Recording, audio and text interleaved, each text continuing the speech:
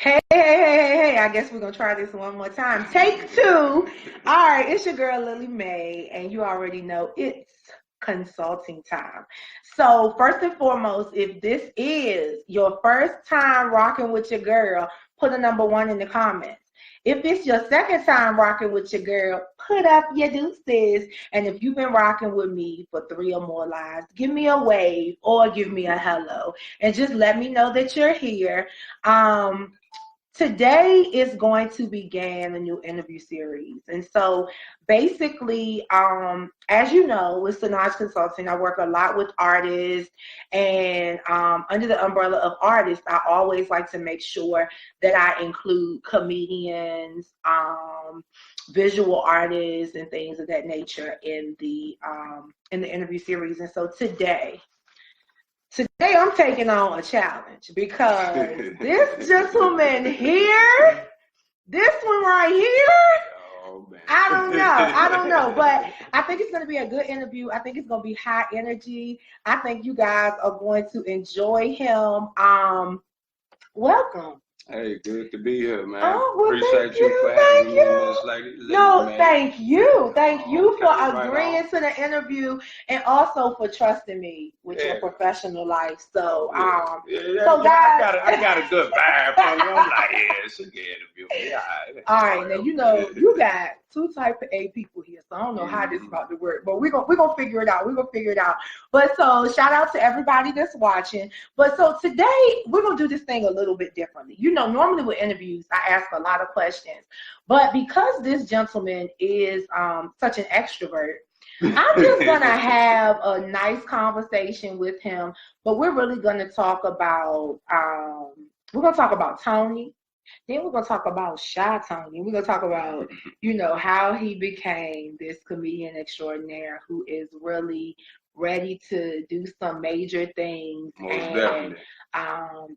He's definitely well on his way. So welcome again. Appreciate it. Good to be here. So like I told them, we are not going to be real formal. But first and foremost, just introduce yourself to the world and let everybody know who you are. I'm comedian ChiTony, man.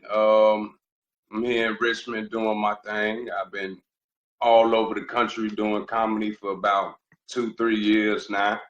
And man, I'm just grinding, man, pretty much. Just working, trying to get my foot in the door. It's hard to get it in there, but I sure kicking that motherfucker in too. Oh, excuse my French, can we cuss? Oh, you good. Look, you free. You free. Okay. You free. First Amendment, you got freedom. Free at last, free at last. Yeah, man. But yeah, man, I'm just chasing my dreams, man. That's all. Just chasing my dreams. That's all. So, all right. So, Tony, chasing your dreams. So, was this your dream as a kid, or? What, being a comedian? Yeah, because I know you said chasing your dreams. So I'm just wondering, like, when did this dream come into play? Well, actually, when I was younger, I never even thought about being a comedian. I used to want to be a film director. You know, I went to college for film. Okay. I didn't graduate or nothing like that, but I always had a passion for creating. But you got your foot in the door. Yeah, most definitely. And you remember what you thought. It's crazy how God worked, man, because like I said, I never started out, I never wanted to be a comedian. Okay. It's just something I like kind of fell into. But like I said, I started out wanting to be a filmmaker. Okay. And that didn't, pan out for me. And I got into comedy back in 2000, I want to say 15, maybe 16. Okay. And one day I was just chilling outside, smoking some weed. And you know how you smoke, you get to acting all goofy and silly. I don't know anything about that. Okay, all right. But well, but you was lit. Yeah, okay, man. lit. So I'm chilling. And I heard this voice in my head, man, say like, you should be a comedian, man. Do comedy. Now wait a minute. So I got to step back from the off the record and really. Right. So you said you heard this voice in your head. So you know the therapist in me wants to. Okay. What voice did you hear? I mean, do you hear these voices often? No. I ain't saying it like that. No, I'm just saying like. Or was it the voice of the max? Okay. You know what? Like a lot of people say, when you hear your call you, you gotta answer. Okay. So I guess I heard my calling. Okay. You know. Okay, that make me feel a little bit better because for real, like, I thought crazy. I really thought you were hearing voices, baby. And No. Okay. But ever since I was little, I always knew I wanted to be into entertainment. Okay. So, here I am. Okay, so all right. I guess we can work backwards. So most definitely. So as a comedian, so you heard the calling, you answered the calling. Shout out to Mark Direct. He actually has a clothing line, and he said he loved your hat. Oh man, so I'm gonna have Mark. to connect you guys, because he travels the East Coast a lot too. To the people, man. You know how we rock. But so let's talk about the journey to becoming a comedian.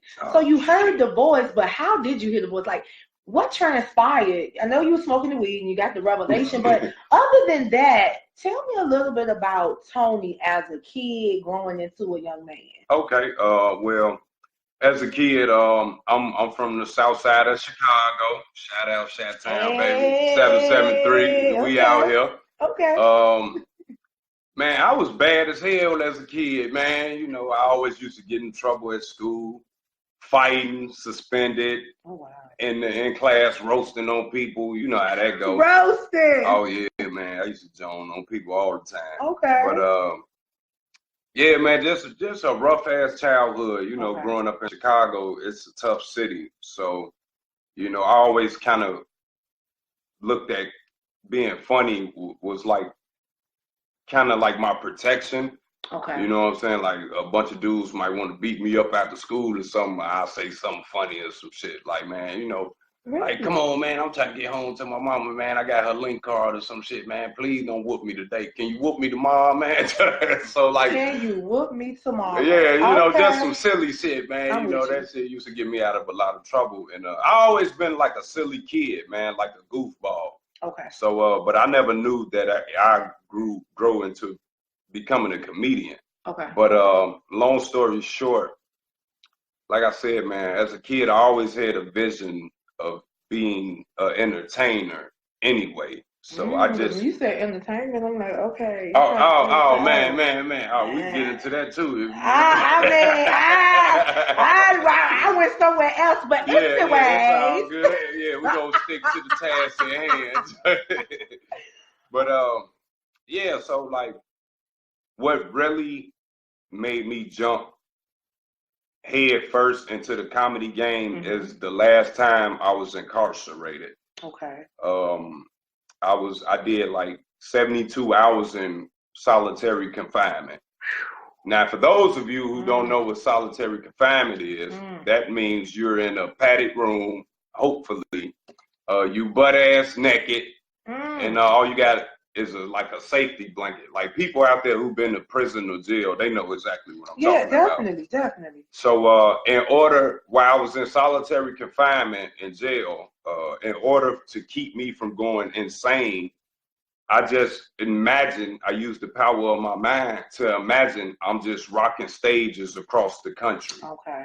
Like, it's crazy because like when I was doing these things, the guards and the doctors will walk past my cell and see me practicing with my microphone like I'm telling jokes for real. But in their mind, they looking like, look at this crazy motherfucker. Yeah, this motherfucker crazy as hell. Yeah. But they didn't see my vision though. Okay. So like if I didn't pretend that I was in there rocking stages and traveling across the country, I probably would have fucking lost it for real. You know what I'm saying? So like that was God. To me, that was God's way of telling me, I got you by yourself right now. This is the gift I want to give you. Okay. So I just embraced it, man. And I promised myself when I got out this time, I ain't never going back. Have you been back? Hell no. Well, let me lie. I've been back, but I ain't been back like for a long time. Okay. You know what I'm saying? I might got arrested for a traffic ticket or something. Okay. Yeah, you know, but nothing serious though. All right. So before we jump into all of the comedy, so So what I'm hearing you say is that it was never really like you never knew you really gonna be a comedian. No, I didn't. But you fell on hard times, and it took for you to be incarcerated. Like Paul, you was in the prison. Yeah. And boom, it just fell in your lap. So it just sounds to me like you're saying you had to be quiet. You had to be quiet and you had to be still in order to find out what your true calling was. Yeah. So, all right. So you heard the voice, and it wasn't the voices I thought, but you heard the voice, and you answered. Yeah. Then what? When I got out, I used to live in Phoenix, Arizona. And shout out to Arizona. AZ, yeah, man, that's one of my homes, man. I love AZ. That's where I started comedy at. Okay. You know, I know my name's ChiTony. I'm from Chicago, but I didn't start comedy in Chicago. I started in Phoenix, Arizona. Okay. So I was sitting on my porch, and I just Googled open mics or comedy clubs where you could do open mics at. And Rick Bronson's House of Comedy in Phoenix, Arizona is where I performed my first time on stage. Okay. Shout out Rick Bronson's Comedy Club. Dope place, dope spot to do comedy. All right. And ever since then, once I touched that stage, I never looked back, man. Wow. Yeah. So, all right. So, what are your secrets, though? Like, can you tell us some secrets? Like what? Wait a minute, for telling comedy. Like, what are your secrets? Like, how do you come up with material? Like, what do you do? Like, I just, because I think I'm funny, but I wouldn't get on stage and tell no darn jokes, because for real, people think I'm funny when I'm being serious. Gotcha. Well, you know what? It's crazy because I never really, me personally, I don't really tell jokes. I'm not really a joke teller. I'm more like a conversational comedian. Yeah, you know, I like to tell a lot about my life, and I'm a storyteller. I like to tell like real stories that happened to me in my life. But some crazy reason people find it funny. But I be dead serious though, you know what I'm saying? That's how I'm feeling, but I'm not getting on no stage. Yes, yeah, you gotta have big kahunas to get on that and stage. I got big kahunas, but I ain't getting on no stage. Yeah. Okay, all right. I just I don't think it's really a secret. I believe that if that's the gift that God gave you, then I believe it's your job and responsibility to utilize it to its full capacity because He gave you that gift. So I really don't want to take credit all on my own. So I gotta give the Most High his credit. You know what I'm saying? Because He gave me that gift, and it kind of saved my life. And you know what? It's interesting, and I want to make sure, guys. I want to make sure that you hear what he's saying. Like, he's a comedian, right? And we're going to dive in a little bit more because there's more to him than just being a comedian. Because one of the questions that I'm going to ask you in a little bit is going to be about how do you sustain yourself because you're still rising. Yeah, true. But I want you to understand that one of the things that the key takeaway here is he had to be still to hear his calling. And he answered the call. But that's not the only thing that he's doing to sustain himself. So tell me a little bit about what you do to fund your comedy. Like, you really want to dig into it? Birdie told me that you know a little bit about doing electrical work. So I was just wondering, what is that like? By me having a criminal background, I was, once you get a felony and fuck your record up, excuse my French for saying that, people. But once you have these limitations on you, they say curse words. Yeah, this Facebook, they don't care. But once you have these certain restrictions on you, your options is kind of limited. That's true. Indeed. So I had to do a lot of work I didn't want to do. And I had to do construction, temp services, all type of shit. But by me doing construction, I used to be a pipe fitter. I used to install fire sprinkler systems, fire safety. Okay. I used to be a pipe fitter, and I just recently got into electrician work because, and I believe that it's a good outlet for any young man that has like anger issues or don't know what to do with themselves. Believe me, do construction. They're going to work your ass to death. And by the time you get off work, you're going to be so tired. You ain't going to have time to be angry at nobody. You ain't going to have time to commit no crimes or do none of that dumb shit because they're going to work your ass to death. But well, then we need to tell our politicians to do construction then. Oh if man, that's the case. But anyway, we ain't gonna go there. Nothing. Oh my God. So all right. So you definitely you have to do something to fund your dream, right? Yeah. So well, that's what I did. Well, I've done a lot of other shit too, but yeah. Oh yeah, we're gonna keep it. We're gonna keep it corporate. Keep it corporate. All right. So you're preparing for a show. Mm-hmm. And what does that look like? Like, how do you prepare? I'm trying to understand. How do you prepare for comedy? Do you have to study? Do you have to take notes? Like, what do you do to prepare yourself for comedy? Well, what I do, I meditate. I pray before every show. Okay. Because I've been doing comedy, like I said, almost 3, maybe 4 years now, and I still get nervous before I hit that stage till this day. And a lot of people say that's a good thing because it gives you energy. Mm-hmm. But I think it keeps me humble. Okay. But as far as like really preparing, like I said, that those few little things, but I don't really think you can fully prepare to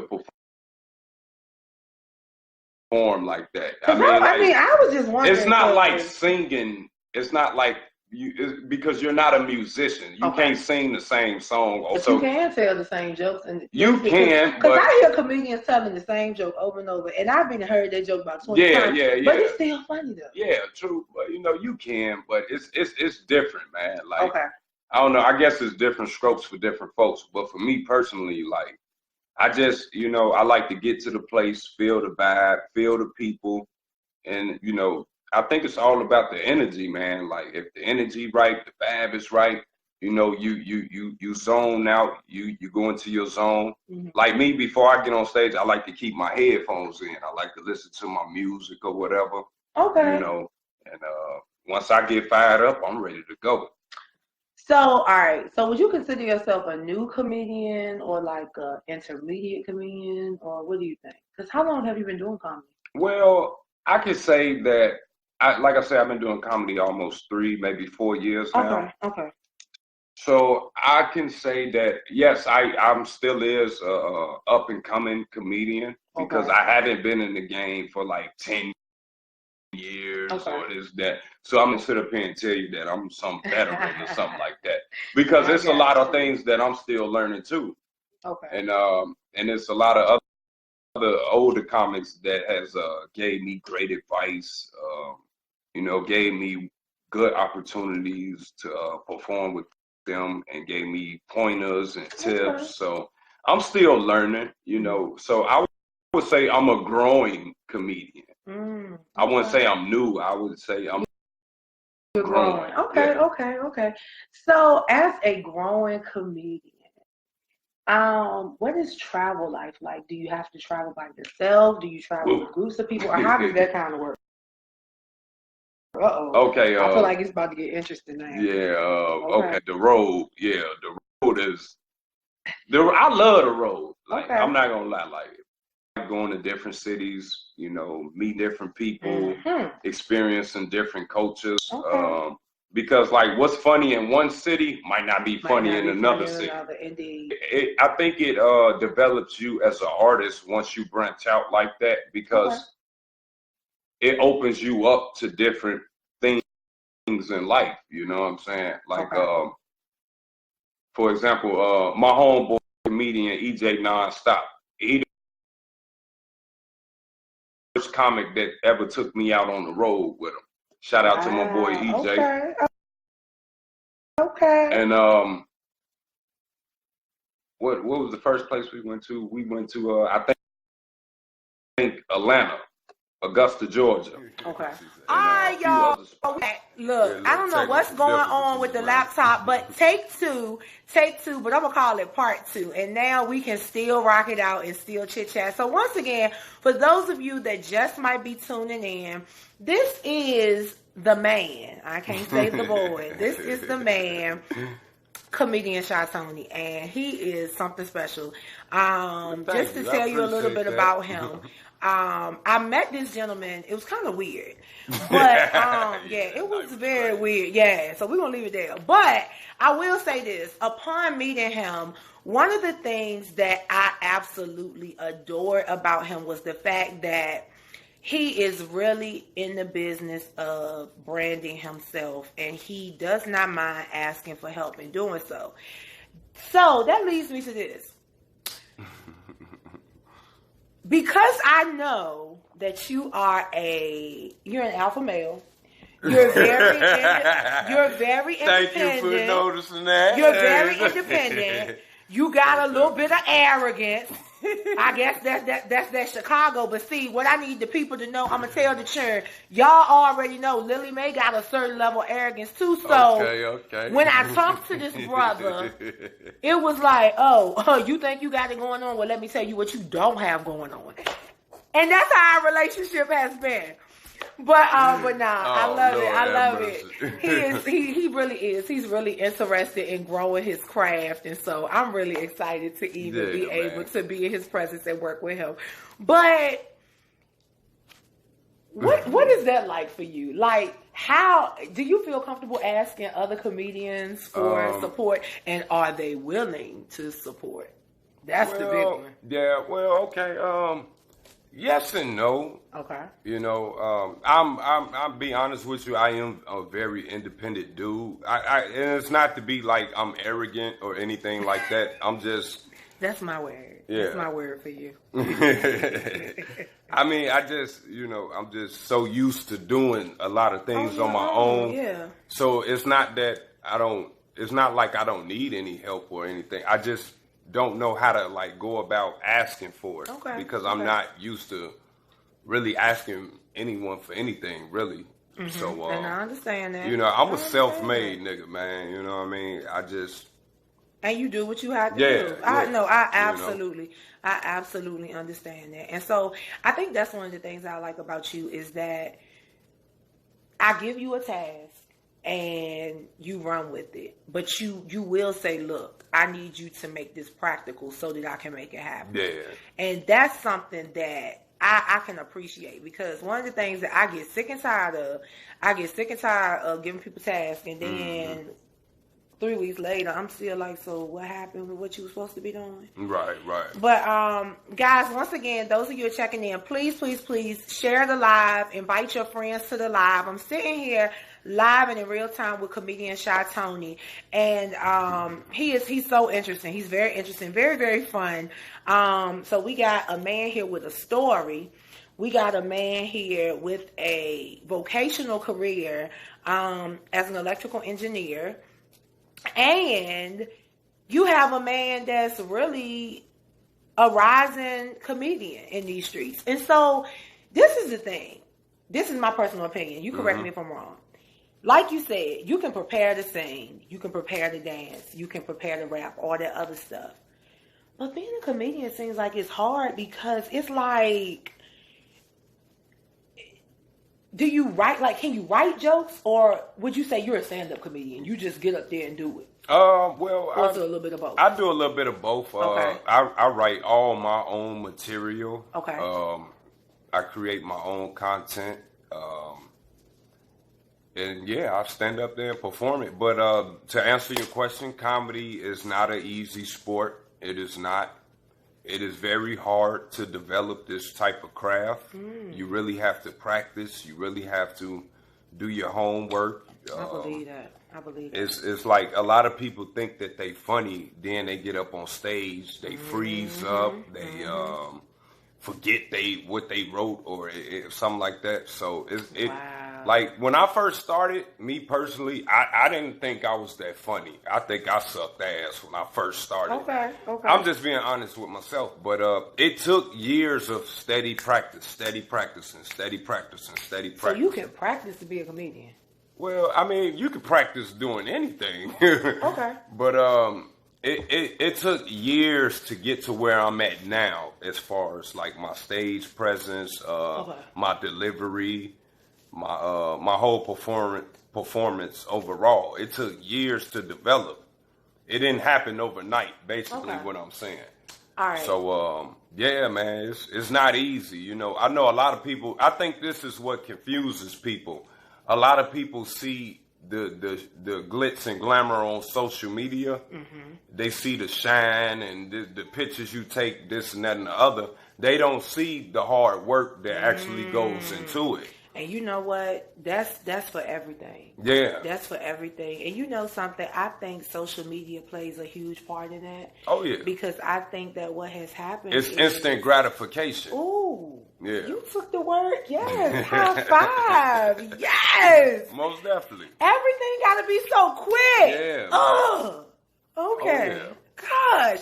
All right. We talked about the comedy. Okay. And we're going to get back to it. But who is Tony, though?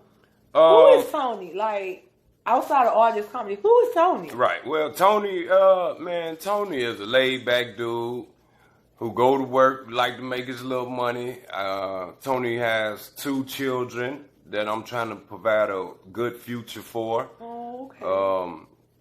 Tony is about his business. Tony is a very serious, militant young man. Okay. Tony is basically a sweetheart, but he can be real stern at times. Tony can be a player and a family man, whatever category he might catch himself in. Okay. So, is that the artistry? Because you know, when you're an artist, sometimes you feel like you gotta be. I mean, no, that was kind of before all this. You know. Okay. You know. Okay. Tony is just Tony is that dude who handles all the business, man. He keeps everything together. You know? Okay. Yeah. Okay, so all right. Now, okay, you got on stage, you did your show, and in the middle of your show, you got those hecklers, you know, they just loud, just talking over you and all that. How do you handle that? Well, me personally, how I handle hecklers? I don't know if I'm ready. I don't know if I'm ready because I just feel like you the one that's going to be like, oh, you really want me to answer this question? Because the way I'm going to handle it is. But how do you handle the hecklers? I mean, you get hecklers every now and then. Me personally, like, I'm kind of I guess I'm somewhat militant. And I really don't like a lot of disrespect. Okay. So I'll probably cut you the fuck out. Like, hey, man, don't you fucking interrupt my set. Don't interrupt my show. Don't disrespect me like that. If you feel like you want to be a clown or an asshole, you get your ass up and get the fuck out of here and let everybody else enjoy the goddamn show. Oh, my. Because I'm not going to go back and forth with you at all. At all. So you I'm sorry. You handle it. Okay. You know what I mean? Like, because I really don't get a lot of hecklers like that, but I have got a few. But you know what, though? I could see why you wouldn't. Like, your presence, I don't know if it's your voice, but upon hearing you the first time, I was like, y'all know I'm gonna keep it 100 with him. When I first heard him performing, I was like, "Oh, this a hood nigga. Oh, he hood as hell. Yeah, but then the stuff that he was talking about, I was like, okay, maybe I shouldn't judge a book by its cover because he definitely know what he's talking about. And I mean, I keep it 100 with you. Like, that was my thing. I was like, okay, whatever. Like, he got light-skinned personality. I don't like him. But. Yeah, man. I get that a lot. But you know, it's interesting to me that your presentation, my initial assessment of your presentation was totally different from actually sitting down, having a conversation with you. Right. And then come to find out, I think the vibe, the connection was just like, whoa. Yeah. Like, he's really, he's really awesome. And guys, if you're just tuning in, this is Tony Tip Harris. Yeah, they used to call me Tip back when I was running the streets and stuff. T.I. my favorite rapper, man. So that's my dog, there you go.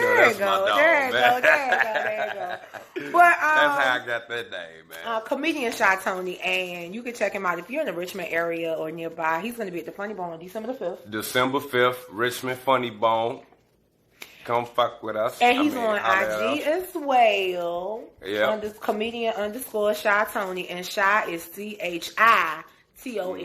And make sure you go to his page and like him on Facebook. But we're not finished though. But I just want y'all to make sure, because some of y'all gonna be leaving, and I'll make sure that the information is in the comments when we finish the live. But all right, so what's next for you though? Because I mean, you're doing the comedy, and you also, doing the contracting thing, construction type work. Yeah. Like, what's next? Like, what else do you want?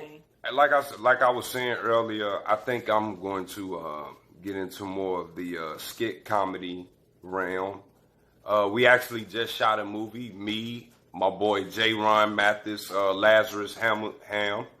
D-Lo Brooks, we all four of us just shot a movie. Shout out, guys. Shout out to y'all. That's my little crew. Okay.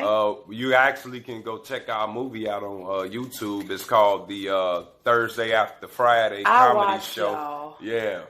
I can't deal with y'all. It's a short film. It's like 20 minutes maybe, but it's pretty dope. You know what I'm saying? I can't take it. Yeah, y'all are funny. Yeah, man. Y'all are so funny. I just can't take it. I don't want to be in the presence of all of them. Oh yeah, we cut up, man. We cut up. I'll be so dead. Yeah. So all right.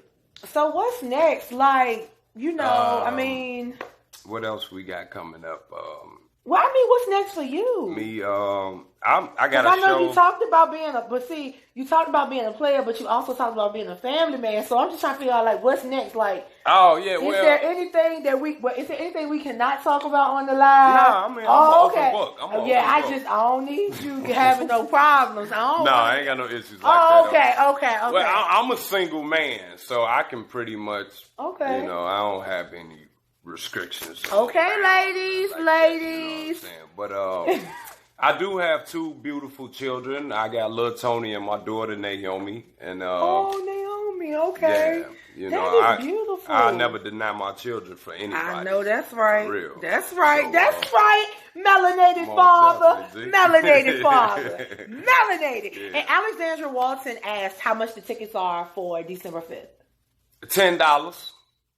$10, y'all. $10. Come on, $10. My nails cost $45. $10. You can afford $10. $10. That's right.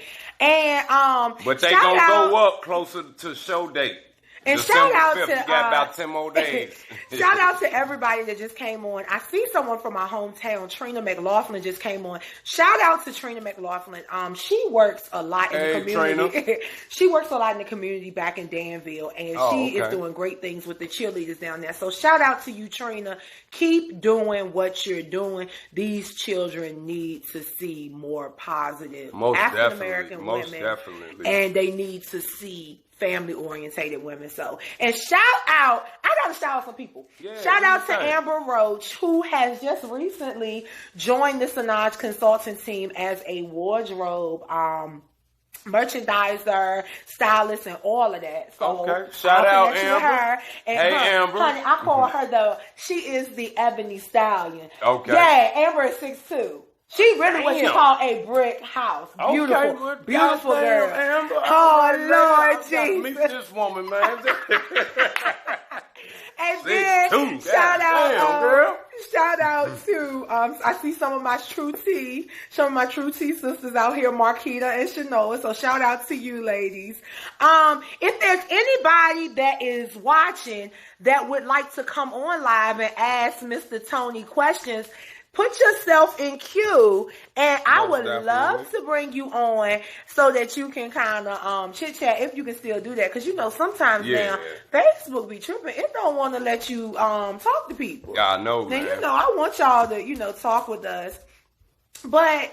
So yeah, well, I ain't want to get you in no trouble, but you can't get me in no trouble, man. I think it's really good to let people know who you are. Yeah, personally. But I will say this though, as a comedian, because I know that with athletes, with male models and actors and stuff. Is it the same way in relationships? Like, have you been in a relationship while you were a comedian and it just didn't work out because of the artistry? You know what? Yes, I have, because to be honest, me speaking from my personal experience, a lot of women, they necessarily don't want to deal with what your job comes with.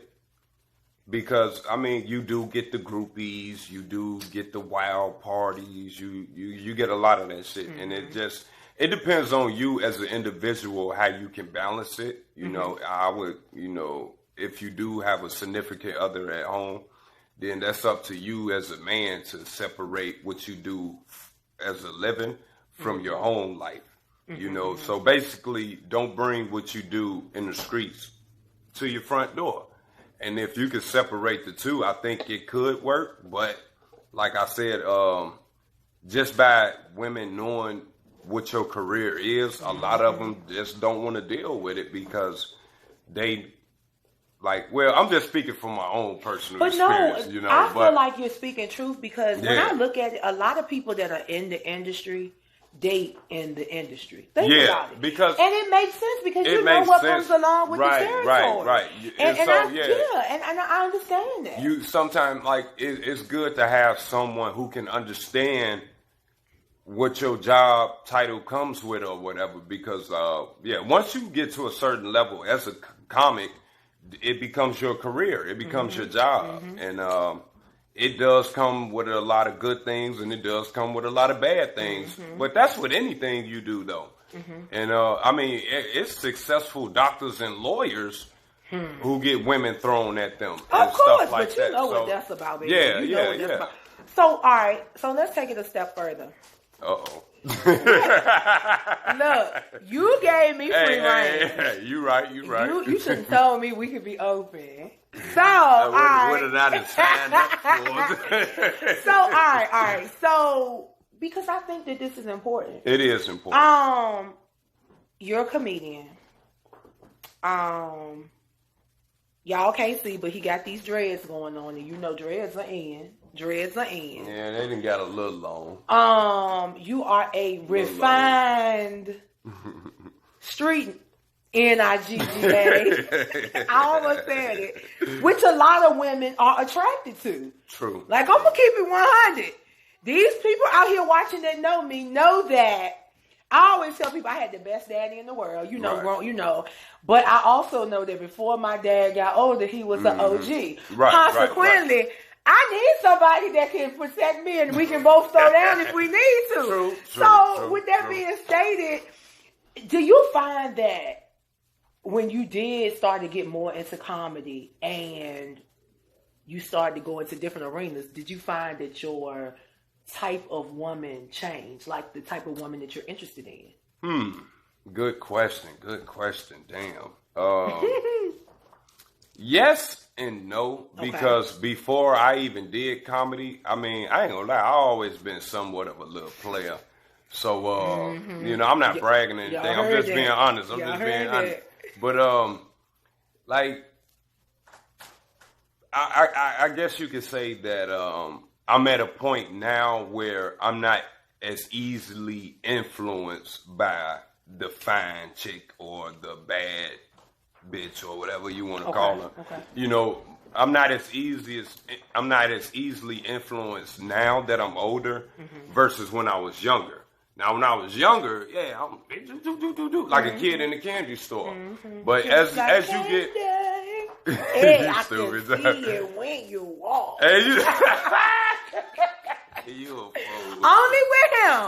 Only with him can I do this. Nah, don't say only with me. Only with him can I do this. Because, and then somebody going to feed into the foolishness. Nah, I'm just saying, as a man, the older you get.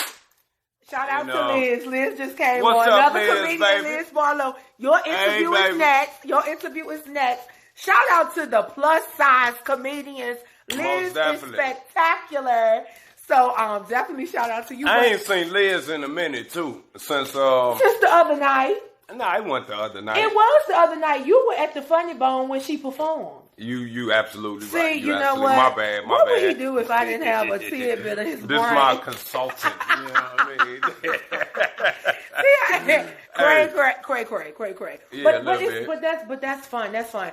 So, all right. You got it. You got everything in order. You're working towards your dream to be this headliner. Because in my eyes, you're already a headliner. You're doing what you need to do to get there. So what would you say to a new comedian? Or what would you say to you as an early comedian? What would I say to me as an early comic coming up? Don't take any opportunities for granted. Okay. Don't get too big-headed. Stay humble, stay grounded, be very grateful of opportunities. Never think you better than anyone. Because, I mean, I'm not saying that I think all these things, because I'm very humble and I appreciate what God. That ain't what I thought. Gave me. That ain't what I thought. I mean, you know, like, hey, now just because I show off my skill set, that don't mean I think I'm better than somebody. And then he be standing. This is how he be posted up. I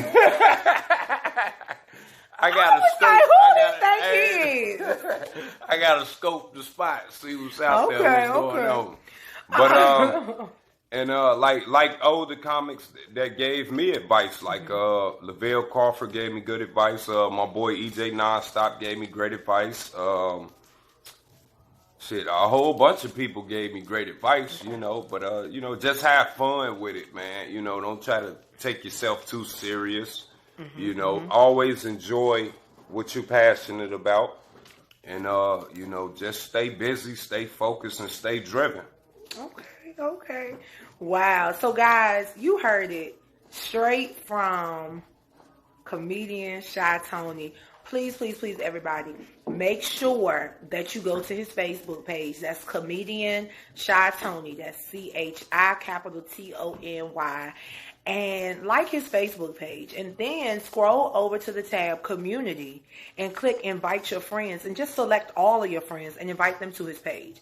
Then hustle your way over to Instagram. Most definitely. And follow him at Comedian_ChiTony. I promise you will be weak. Especially if you look at the videos of him. And shout out to J. Ron. And what's the other guy? My boy J. Ron, Lazarus Ham, and oh D-Lo God, Brooks. Yes. please follow them. They are funny as heck. Yeah, like they definitely. will have you rolling. But there's gonna be more to come from this guy. Oh yeah, because he definitely 2020. I'm cutting off heads. And he literally. He's not just a comedian, and I don't want to go into it because I'm going to pull him on another platform, and we're going to talk about some real stuff. Most definitely. But very, very intelligent. Yes, militant, but you know I like militant because we're going to get on it. We're going to get on it. And definitely. So I'm glad y'all rock with me. Remember, I'm your girl, Lily Mae, Sanaj Consultant, and Lily Mae, the brand. And so it's consulting time. I appreciate you guys for rocking with us, and we'll have a watch party with the videos merged a little bit later. Have a great day. Most definitely. Peace.